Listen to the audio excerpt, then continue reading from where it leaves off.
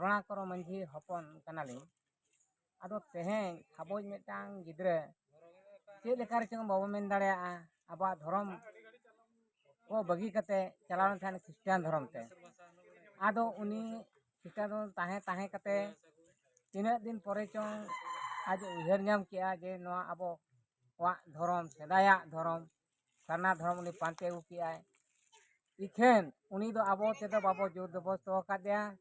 आज जेते बड़े उहर नाम किया नुकु दो मंझी बाबा दो बाबा कान तिया जाहेर बंगा दो को जाहेर बंगा कना पुरुधुल को दो को पुरुधुल कना आर मुकम तीन दो इया दो तुपुने घाट कना ओंडे बखान इन बन तुपु फुर्चे दाड़िया ओना को उहर कते पालेन उनी गिद्रे हपन तेहें आबो ठेन ने लई सदर किया बाबा इके कन पे आर इन दो सेदाया जहाँ ताहे कना तो सारना धर्म रिया परंपरा संताल समाज रिया ओना लेकाते हेज